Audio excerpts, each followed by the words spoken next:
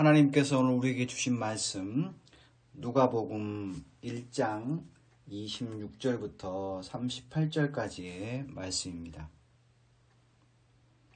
이 말씀을 통하여서 성탄을 준비하는 대림절 네 번째 주일의 묵상을 함께 나누시겠습니다. 철학자 한 사람을 소개합니다. 그는 독일의 마이스터 에크하르트라는 사람입니다. 그는 중세 기독교 신비가이기도 합니다. 그가 이러한 말을 합니다. 가장 중요한 시간은 항상 지금이다. 가장 중요한 사람은 항상 너의 앞에 있는 사람이다. 가장 중요한 행동은 항상 사랑이다. 미래의 어느 시간, 과거에 집착하는 것이 아니라 현재 내가 숨쉬고 있는 지금 이 시간, 그리고 멀리 있는 사람이 아니라 바로 내가 상대하는 바로 그 사람을 사랑하는 것이 얼마나 소중한 것이고 또 그것이 하나님의 뜻임을 에크하르트는 우리에게 얘기합니다. 그는 성탄의 의미에 대해서 이러한 글을 남겼습니다. 모든 일에서 자기를 무로, 없을 무죠. 모든 일에서 자기를 무로 만드는 것, 자기를 버리고 떠나는 삶의 목표는 자기 안에서 하나님의 아들이 태어나는 것이다. 다시 말해서 과거 2000년 전 아기 예수의 탄생, 그것이 과거의 일로 끝나는 것이 아니라 여전히 현재를 살아가는 우리 안에서도 일어날 수 있음을 얘기하면서 바로 자기 자신을 낮추고 하나님 앞에 나아갈 때에 우리 안에도 성탄의 놀라운 기적이 일어날 수 있음을 저자는 우리에게 얘기해 주고 있는 것입니다. 이러한 성탄을 가리켜서 신학자들은 성육신의 신비라고 이야기합니다. 요한복음의 말씀입니다. 말씀이 육신이 되어 우리 가운데 거하시매 우리가 그의 영광을 보니 아버지의 독생자의 영광이라. 태초에 하나님이 천지를 말씀으로 창조하셨죠. 그 로고스 말씀이 바로 우리 가운데 임하신 것, 이것이 바로 예수 그리스도의 아기 탄생을 얘기하고 있는 것입니다. 이사야 선지자는 7장 14절에서 이렇게 얘기합니다. 보라, 처녀가 잉태하여 아들을 낳을 것이요 그 이름을 임마누엘이라 하리라. 동정녀 탄생을 바로 예고한 거죠. 오늘 본문의 말씀은 바로 성모 마리아에 대한 이야기입니다. 다시 한번 본문 26절, 27절을 제가 읽겠습니다. 경청하시길 바랍니다. 여섯째 달에 천사 가브리엘이 하나님의 보내심을 받아 갈릴리 나사렛이란 동네에 가서 다윗의 자손 요셉이라 하는 사람과 약혼한 처녀에게 이르니 그 처녀의 이름은 마리아라. 누가복음의 저자는 오늘 본문의 사건의 시점을 여섯째 달이라고 표현합니다. 즉 천사가 사가랴, 제사장 사가랴에게 나타난 사건 6개월 후를 의미합니다. 천사가 사가랴에게 나타나서 요한의 출생을 예고한 거죠. 오늘 본문에서는 천사의 구체적인 이름이 나옵니다. 가브리엘이라고 하는 이름입니다.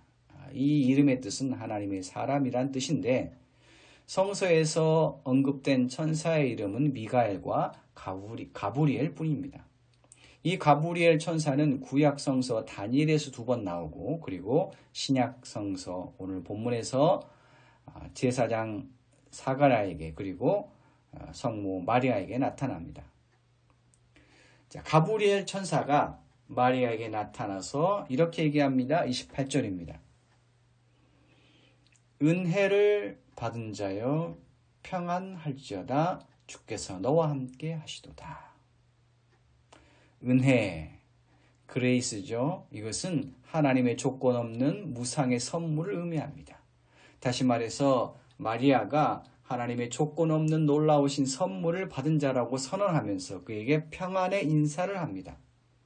그리고 천사는 이렇게 선언합니다.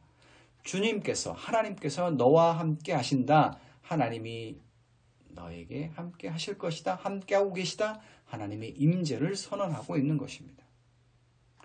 마리아는 천사의 갑작스러운 방문에 너무나 놀랐습니다. 천사는 그러한 마리아를 안심시키고자 했습니다. 무서워하지 말라라고 얘기합니다. 잠시 한번 생각해 봅니다.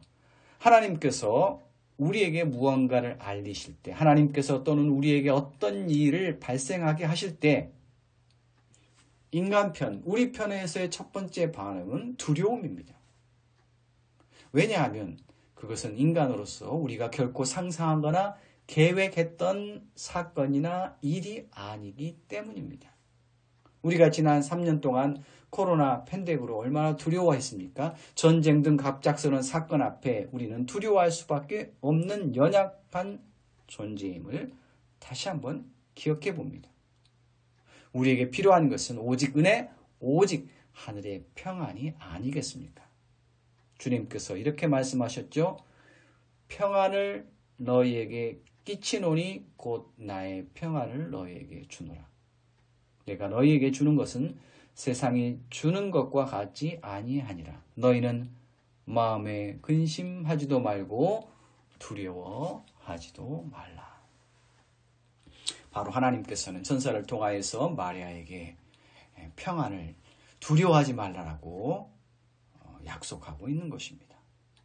본문 31절에서 천사는 마리아에게 이렇게 얘기합니다. 보라, 네가 잉태하여 아들을 낳으리니 그 이름을 예수라 하라. 가브리엘은 아기 예수의 탄생을 예고했습니다. 그리고 아기 예수가 장차 커서 하나님의 아들 메시아라고 일컬어질 거라고 예언했습니다. 생각해 보십시오. 마리아는 천사의 방문도 놀라웠지만 천사의 메시지가 다시 한번 그를 놀라게 합니다. 그리고 이렇게 얘기합니다. 34절입니다. 마리아가 천사에게 말하되 나는 남자를 알지 못하니 어찌 이 일이 있으리까.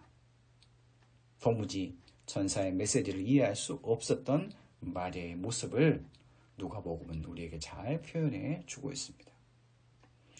사랑하는 성도 여러분, 저와 여러분이 성서를 꾸준히 묵상하면 성서는 언제나 한쪽이 아니라 양극단을 언제나 소개합니다. 예를 들어서 하나님은 우리에게 감당할 만한 시험과 어려움을 주신다고 우리를 위로하기도 합니다. 고린도전서 10장 13절입니다. 사람이 감당할 시험 받기는 너희가 당한 것이 없나니 오직 하나님은 미쁘사 너희가 감당하지 못할 시험당함을 허락지 아니하시고 시험당할 즈음에 또한 피할 길을 내사 너희로 능히 감당하게 하시느니라. 다시 말해서 우리의 인생의 길에서 우리가 당하는 어려움과 문제는 우리가 해결할 수 있다. 또 하나님께서 피할 길을 주실 것이다 라고 약속하고 있는 것입니다. 그러나 반대로 그것과는 정반대. 하나님은 우리의 생각과 우리의 계획을 초월하시는 일을 또한 우리의 삶에 허락하신다라고 성서는 말합니다. 이사야 55장 9절입니다. 하늘이 땅보다 높음같이 내 길은, 다시 말해서 하나님의 길은 너희의 길보다 높으며 내 생각은, 하나님의 생각은 너의 생각보다 높음이니라. 다시 말해서 성경은 하나님께서 내가 생각한 것, 내가 계획한 것, 그것을 뛰어넘는 우리가 이해할 수 없는 일들을 우리의 삶에서 허락하심을 얘기하고 있는 것입니다. 자, 오늘 본문에서 이 둘 중에 어떤 것이겠습니까? 마리아가 당한 이 천사의 방문과 천사의 메시지는 마리아가 도저히 이해할 수 없고 수긍할 수 없는 그러한 종류의 것이었습니다. 마리아의 의심, 마리아의 질문에 대해서 천사 가브리엘은 나름대로 추가적인 설명을 하게 됩니다. 본문 36절, 37절이 그 내용입니다. 보라, 내 친족, 내 친척 엘리사벳도 늙어서 아들을 배었느니라. 본래 임신하지 못한다고 알려진 이가 이미 6달이 되었나니 대저 하나님의 모든 말씀은 능하지 못하심이 없느니라. 아멘. 사랑하는 성도 여러분, 우리의 인생에서 보통의 경우 사람들이 자신의 문제와 자신의 어려움에 함몰되는 이유가 무엇이겠습니까? 사람들이 자신의 어려움에 함몰되는 이유는 자신에게만 시선을 집중하기 때문이 아닐까요? 여유를 가지고 자신의 문제를 객관적으로 볼 수 있는 지혜와 안목이 있다면, 시선과 관심을 좀 더 넓은 세상, 다른 사람에게로 돌릴 수 있다면 우리는 의외로 문제의 답을 쉽게 찾을 수 있을 때가 많습니다. 자, 마찬가지로 천사 가브리엘은 마리아에게 엘리사벳의 임신 소식을 전하면서 하나님께서 엘리사벳에게 전능하시고 하나님의 능력을 베푸신 것처럼 동일하게 너에게도, 다시 말해서 너 마리아에게도 하나님의 놀라운 능력이 임할 것이라고 하나님의 능력을 향한 믿음을 격려하고 있는 것입니다. 오늘의 말씀의 결론 38절 마리아의 위대한 고백을 들어보십시오. 마리아가 이르되 주의 여종이오니 말씀대로 내게 이루어지이다 하며 천사가 떠나가니라. 아멘. 마리아는 천사의 방문에 놀랐습니다. 마리아는 천사의 메시지에 대해서 의심을 품었습니다. 왜냐? 그것은 도저히 자신의 이성, 자신의 생각, 그것을 이해될 수 없는 하나님의 높은 뜻이었기 때문입니다. 천사는 그를 이해시키려고 노력합니다. 마리아는 하나님을 향하여 또 하나님의 메시지를 전달하는 천사 앞에 이렇게 고백하게 됩니다. 제가 부족한 여종입니다. 말씀대로, 다시 말해서 하나님께서 내게 말씀하신 대로 나의 삶에 그것이 이루어지게 해주십시오. 이해될 수 없는 일이지만 그러나 그 말씀이 내게 이루어질 때 하나님의 놀라운 능력뿐만 아니라 하나님의 놀라운 사랑이 나의 인생을 통하여서 더 나아가서 내가 태어난 아기 예수를 통하여서 하나님의 뜻이 이루어질 것이라고 믿음으로 고백하고 있는 것입니다. 믿음이란 때로는 이해될 수 없는 하나님의 뜻에 대해서 아멘이라고 고백하는 것이 아니겠습니까? 사랑하는 성도 여러분, 저와 여러분이 당하는 고난과 어려운 문제가 때로는 쉽게 풀릴 수도 있습니다. 그러나 도무지 이해될 수 없는 높은 하나님의 뜻과 계획일 때가 또한 있습니다. 여러분 어떻게 반응하고 계십니까? 다시 한번 성모 마리아의 고백을 마음속에 떠올려 보시길 바랍니다. 주의 여종이오니 말씀대로 내게 이루어지이다. 아멘. 기도합니다. 하나님 아버지, 우리의 문제는 무엇입니까? 우리가 무엇 때문에 놀라며 당황하며 또 의심하고 있습니까? 주님, 우리에게 믿음을 허락하여 주시옵소서. 주님, 우리를 만나주시고 주의 성령으로 인하여 우리를 위로하시고 우리를 깨닫게 하여 주셔서 마침내는 우리의 인생의 모든 어려움의 그 사건이 마침내는 우리에게 참 하나님의 복과 사랑이 될 수 있도록 저희 모두를 축복하여 주시옵소서. 예수 그리스도의 이름으로 기도하옵나이다.